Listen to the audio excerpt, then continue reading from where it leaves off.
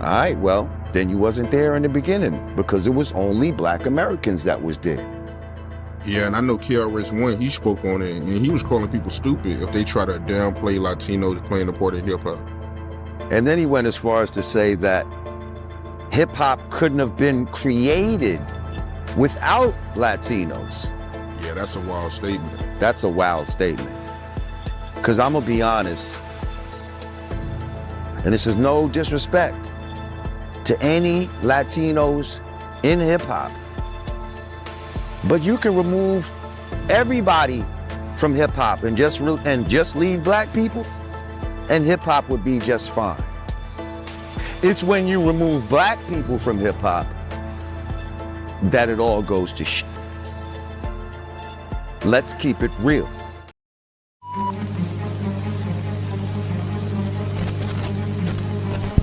Tell me, is it facts or opinions? You be the judge. You'll have to decide. You'll have to decide. You'll have to decide. Yo, welcome to another Facts or Opinion. Happy holidays to everybody. I hope everybody's being safe out there and everything was a blessing. So we're about to get into the whole Don Carnegie, whatever he want to call it, Fat Joe, the blue-eyed Latino guy, or him calling himself the hip-hop enthusiast and the builder or help where he knows who built this whole hip-hop genre. Now, I was watching on Dialogue, shout out to Dialogue, where Lord Jamar was on there, and this whole thing about the premise of what Fat Joe, KRS1 has said, and people that are trying to change the genre.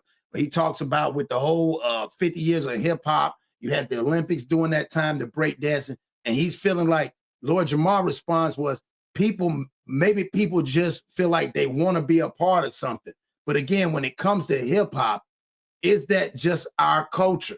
And it is what it is. And what's wrong with claiming your what you put in the work and the time for, which you see at this point is one of the biggest genres right now in the world. So let's get into it and let's hear what Lord Jamar had to say. Ages of hip hop, this was very much a Black American youth thing that had no outside influences from Puerto Rico or Jamaica or any other type of place that you may name. The influences, if anything, were from down south America. The influences were our parents' music. Like, it had nothing to do with any outside people, and any individuals that might have been from those places did not bring that culture to hip hop. They had to act Black in order to assimilate to hip hop culture. That's all that's being said. There's no hatred or no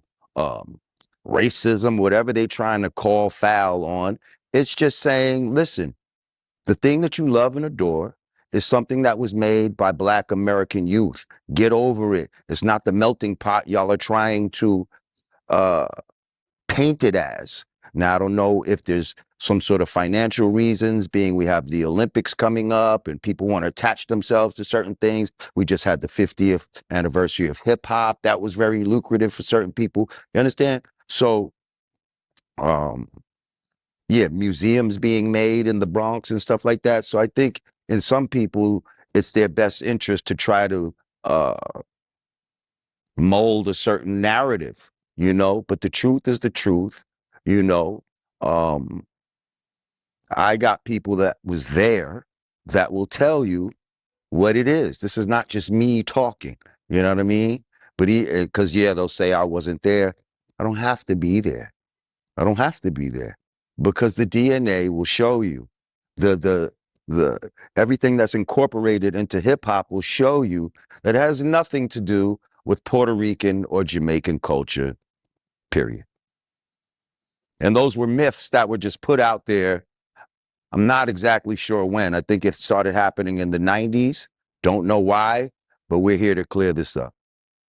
So why do you think people like Fat Joe and Crazy Legs, they push that narrative? It's like, for me, it's one thing for them to push it, but when you got people like, KRS1 pushing it, yeah, that's crazy, man. Well, I can definitely understand why people like Fat Joe or Crazy Legs or even a Pete Rock, you know, feel like they would want to push that narrative because that's what they heard. And quite frankly, it'll make you feel good. It makes you feel good. You know what I mean? If you somehow believe that you had a hand in something, but then when you find out otherwise, you know, it could make you kind of salty. And it was nice to go with those myths or those narratives when they were put out there and all of that. But yeah, it's just not real. Oh, and also I wanted to say to that is I think there's a certain like maybe slight guilt that comes with people of a certain lineage who weren't born there. Okay? So now you have people, you have Puerto Ricans or Jamaicans alike who, if you're not born there, they look down on you a little bit. Jamaicans will call you a Yankee regardless if your parents are Jamaican and was born in Jamaica and all that. You understand what I'm saying?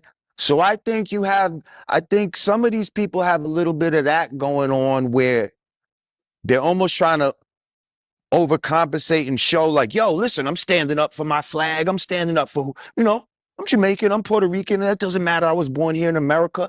I'm not American like them. I'm with y'all. And all I'm saying is, if we're really all one, if this is really all about unity, if we all see ourselves as black, then why is this even a fucking issue, yo? So what do y'all think? Was Lord Jamar right about that? I mean, if it's in the lineage and the DNA of it, why is this an issue? I don't understand why is this a problem? Like he said, and people don't realize from the James Browns, it's people that came from the South, which we adopted from our family, our mothers, our fathers, our grandfathers, listening to the music, the blues, everything. That all encompassing to what we have right now as far as hip hop is concerned. So is Lord Jamar right? Where does it start? Where is a place in there that Latin America or the Caribbean people played a significant role? And also at the beginning of it, he said something, and I want to hear what y'all got to think. He said, if you remove all the people except the black people that's in hip hop, would it change hip hop? Would it alter it? You know what I'm saying? Would it add value, or it would just add to? So y'all tell me what y'all think. Lord Jamar said, hey man, I want to break this down and we're going to talk about this. Fat Joe's got his opinion. It's deeper than what we think. We don't know what it is. Is it an agenda? Is somebody being planted? Are they trying to erase it? I give you an example. If they say Eminem is one of the greatest rappers, but you keep saying that, guess what happens 10 years down the road? Guess what the history book's going to read? Eminem was the greatest rapper. Not about none of the ones that came before him, the LLs, the Kumo Ds, all these other people. So when you start adding to and taking away from, now you're altering something that shouldn't be altered. So again, y'all tell me what y'all think. Y'all hit that like button, comment, and subscribe.